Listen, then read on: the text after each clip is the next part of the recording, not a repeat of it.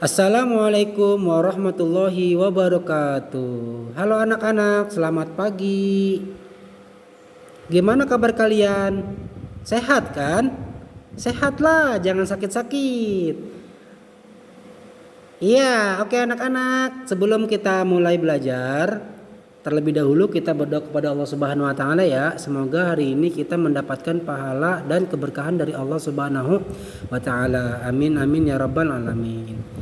Oke, kita doa dulu ya anak-anak. Ista'iddu iqra'u du'a. A'udzu billahi minasyaitonir rajim. Bismillahirrahmanirrahim. Alhamdulillahi rabbil alamin. Arrahmanir rahim. Maliki yaumiddin. Iyyaka na'budu wa iyyaka nasta'in. Ihdinas siratal mustaqim. Siratal ladzina an'amta 'alaihim ghairil maghdubi 'alaihim waladdallin. Amin. Bismillahirrahmanirrahim. Alam nasrah laka sadrak wa wada'na anka wizrak alladhi anqadha zahrak wa rafa'na laka dhikrak fa inna ma'al usri yusran inna ma'al usri yusra fa idza faraghta fansab wa ila rabbika farghab. Raditu billahi rabba wa bil islami dina wa bi muhammadin nabiyya wa rasula rabbi zidni ilman warzuqni fahman. Allahumma akhrijna min zulumatil wahmi wa akrimna binuril fahmi. Allahumma aftah alaina hikmataka wansur alaina khuzaina ulumika birahmatika ya arhamar rahimin. Amin. Baiklah anak-anak, hari ini kita akan belajar SKI, Sejarah Kebudayaan Islam. Ya, kalian boleh buka yang sudah punya buku paket, langsung buka ke halaman 3. Kita akan membahas tentang bab pertama, yaitu tentang asal-usul Sunan Maulana Malik Ibrahim. Ya, kalian bisa perhatikan. Bapak akan membacakannya ya. Kalian dengarkan dan disimak. A. Asal usul Sunan Maulana Malik Ibrahim. Maulana Malik Ibrahim diperkirakan lahir pada awal abad ke-14 atau 1350 Masehi. Maulana Malik Ibrahim juga disebut Syekh Maghribi. Sebagian rakyat juga menyebutnya kakek bantal. Ia bersaudara dengan Maulana Ishaq, ulama terkenal di Samudra Pasai, sekaligus ayah dari Sunan Giri atau Raden Paku. Ibrahim dan Ishaq adalah anak dari seorang ulama Persia yang dikenal dengan sebutan Maulana Malik Jumadil Kubro yang menetap di Samarkand.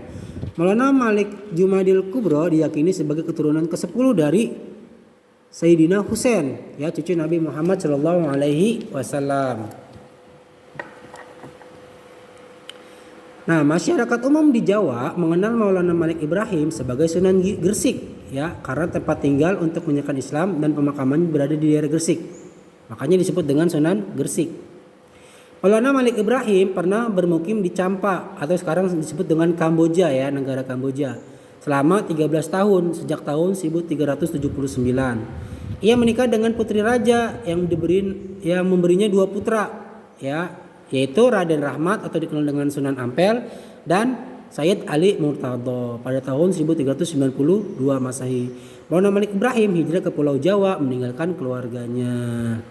Nah, jadi kesimpulannya adalah Maulana Malik Ibrahim itu disebut dengan Sunan Gresik karena tempat tinggalnya di Gresik. Ya, pemakaman juga di Gresik. Dan Maulana Malik Ibrahim ini atau Sunan Gresik ini dikaruniai 2 orang putra, ya. Yang pertama Raden Rahmat atau dikenal dengan Sunan Ampel dan Sayyid Ali Murtadho. Lanjut, B. Dakwah Sunan Maulana Malik Ibrahim. Di kalangan wali songo, Maulana Malik Ibrahim disebut-sebut sebagai wali paling senior, wali pertama atau guru para wali. Beberapa pendapat menyebutkan ia berasal dari Turki, Arab Saudi dan Gujarat atau India. Maulana Malik Ibrahim diminta ayahnya Barebat Zainul Alam atau Syekh Jumadil Kubro agar merantau dan berdakwah ke negeri selatan bersama 40 anggota rombongan yang menyertainya. Maulana Malik Ibrahim mengarungi samudra berhari-hari. Menurut buku pegangan juru kunci makam Maulana Malik Ibrahim dicantumkan bahwa ia berlabuh di Sedayu, Gresik pada tahun 1392. Aktivitas pertama yang dilakukannya ketika itu adalah berdagang dengan cara membuka warung. Warung itu menyediakan kebutuhan pokok dengan harga murah. Selain itu, secara khusus, Maulana Malik Ibrahim juga menyediakan diri untuk mengobati istri raja yang berasal dari Champa. Besar kemungkinan permaisuri tersebut masih kerabat istrinya. Rombongan Maulana Malik Ibrahim menetap di desa Leran, ya, sekitar 9 km di barat kota Gresik. Waktu itu berada di bawah kerajaan Majapahit. Dari sinilah Maulana Malik Ibrahim mulai meluncurkan dakwahnya dengan menjauhi konfrontasi. Sebagian besar masyarakat setempat ketika itu menganut agama Hindu atau agama resmi kerajaan Majapahit. Sebagai tabib di masyarakat, ya, ia mengobati dengan doa-doa yang diambil dari Al-Quran. Ia terbukti mampu menyembuhkan penyakit. Sunan Giri pun seakan menjelma menjadi dewa penolong. Ia tidak pernah mau dibayar di kalangan kaum Hindu di kawasan itu. Sunan Gresik cepat dikenal secara sanggup, ya, menyerobos sekat-sekat kasta. Ia memperlakukan semua orang sama derajatnya. Nah, dari sini kita tahu bahwasanya Sunan Gresik ini atau Sunan Maulana Malik Ibrahim ini disebut dengan tetua para wali, ya, atau waliullah yang pertama, ya, dari 9 wali tersebut, ya. Jadi Sunan Gresik ini sunan yang paling pertama, ya. Lanjut. Nah, dia Sunan Gresik ini bisa mengobati, ya, masyarakat yang punya penyakit, ya, sehingga dia terkenal tuh sampai diundang ke kerajaan Majapahit. Dengan apa obatnya? Dengan baca doa-doa yang diambil dari kitab suci Al-Quran. Ingat ya, zaman dahulu kerajaan Majapahit itu beragama Hindu, ya, agama resminya Hindu. Nah, nanti pada suatu saat kerajaan Majapahit akan berubah menjadi kerajaan Islam. Oke, lanjut. Berangsur-angsur jumlah pengikutnya terus bertambah. Setelah jumlah mereka makin banyak, Sunan Maulana Malik Ibrahim mendirikan masjid. Ia juga merasa perlu membangun bilik-bilik tempat menimba ilmu bersama. Model belajar seperti inilah yang kemudian dikenal dengan nama pesantren. Di tempat inilah beliau mendirikan pesantren. Beliau mengajarkan Islam kepada para muridnya. Mereka tidak hanya datang dari Gresik tapi juga dari daerah lain.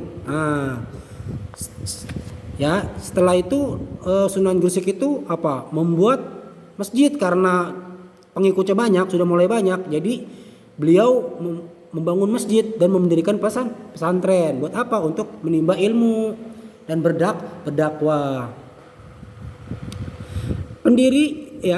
Pendirian pesantren yang pertama kali di Nusantara itu diilhami oleh kebiasaan masyarakat Hindu, yaitu para biksu dan pendeta Brahmana yang mendidik cantrik dan calon pemimpin, ya, agama di mandala-mandala mereka. Inilah salah satu strategi Maulana Malik Ibrahim yang baik. Orang Buddha dan Hindu yang mendirikan mandala-mandala untuk mendidik kader tidak dimusuhi, tetapi beliau mendirikan pesantren yang mirip dengan mandala-mandala milik kelompok Hindu dan Buddha tersebut untuk menjaring umat.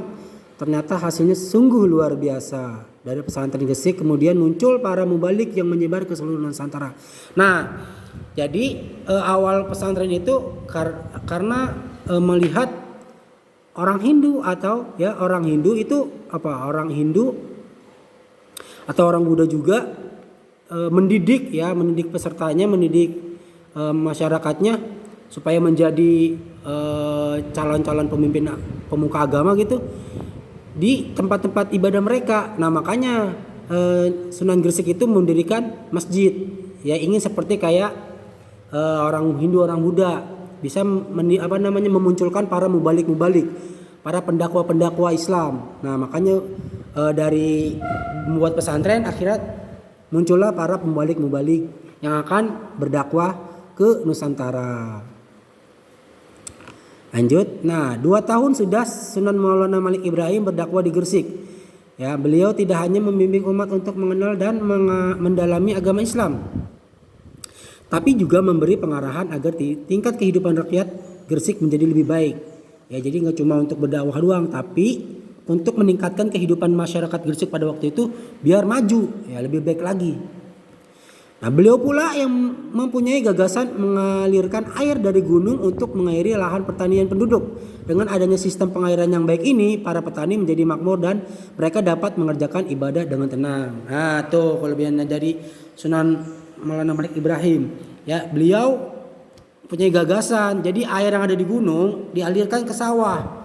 Jadinya nanti sawahnya cepat panen, ya, jadi subur. Ya jika akhirnya perekonomian masyarakat pada waktu itu akan membaik. Lanjut. Sekarang C, sebutan kakek bantal. Nah, kita akan tahu nih kenapa disebut kakek bantal. Dari catatan sejarah, pesantren itulah yang pertama kali didirikan di tanah Jawa. Dalam mengajarkan ilmunya, Maulana Malik Ibrahim mempunyai kebiasaan khas, yaitu meletakkan Al-Quran atau Alkitab di atas bantal. Karena itulah ia kemudian dijuluki kakek bantal.